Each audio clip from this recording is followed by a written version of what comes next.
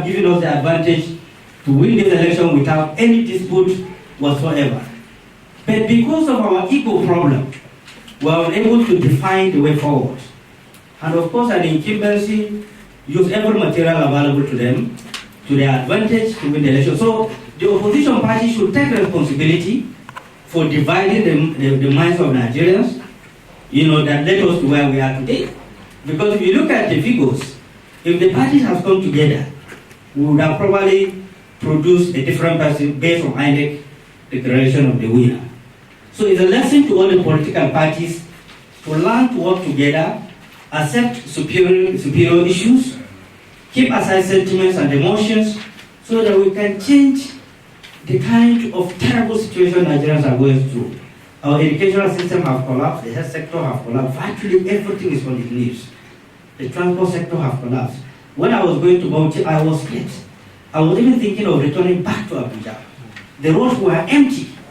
People are feeling, worried. The same thing when I was coming back yesterday.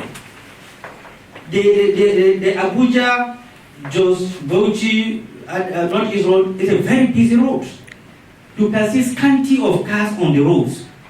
In all the towns, it started out like a ghost town. People were inside. They refuse to come out. They are scared.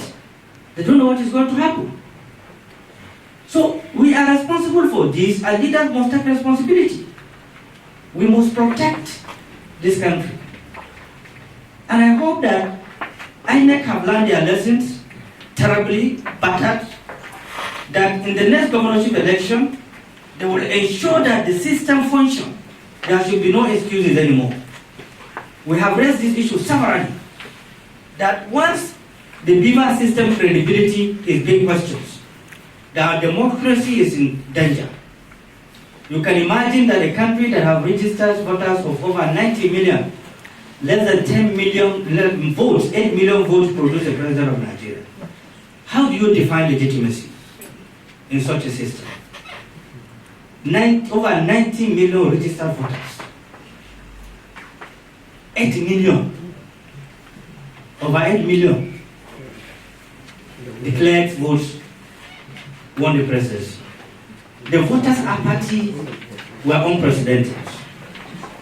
Absolutely unprecedented. This is what we were scared of. So when the Beaver system came on board, we campaigned vigorously to support the Beaver machines that votes are going to count. But based on what we have seen, it means that we need to do more, INEC need to do more, INEC need to adjust.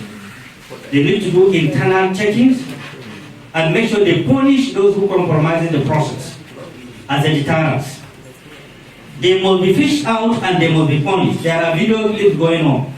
Security agencies must investigate and punish those culpable for letting us where we are today, despite billions of naira being sunk, public holiday declared, federal government lost revenue, individual lost revenue for this election.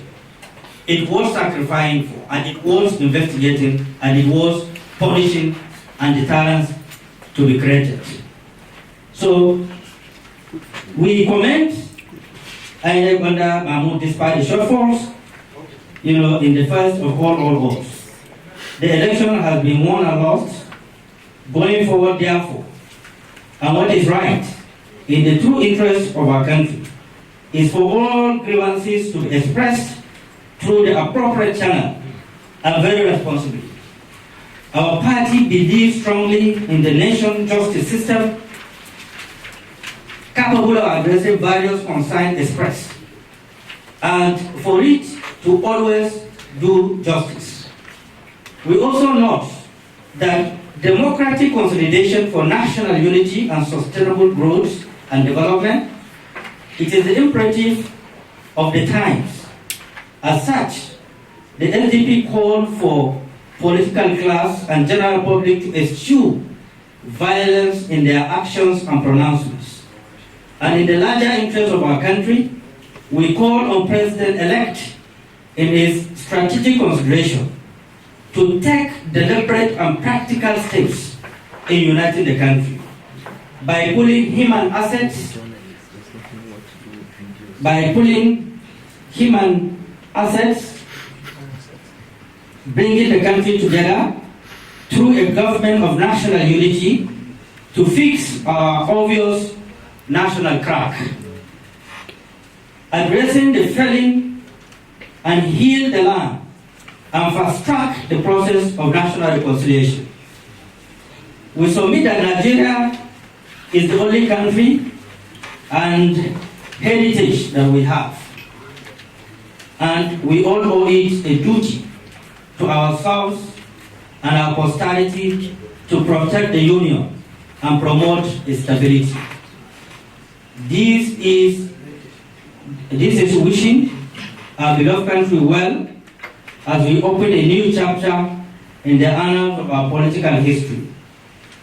We strongly believe, like I've said, in the judicial system. We believe the system is not perfect, it wasn't correct. We believe INEC need to go back to the drawing board. We also believe the political actors must stop using religious sentiments. Rumors are all over the place. Religious centers have collected billions of naira. Allegations of companies giving billions of naira to individuals.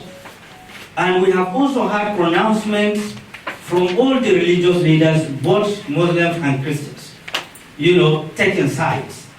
This is not what we wish to see in Nigeria. We wish to see our unity in our diversity to strengthen our democracy.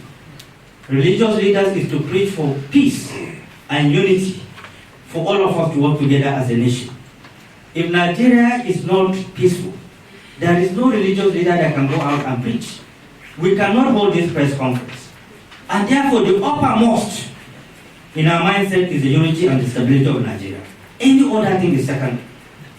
We have seen how kidnappers have disrupted our peace, our prosperity.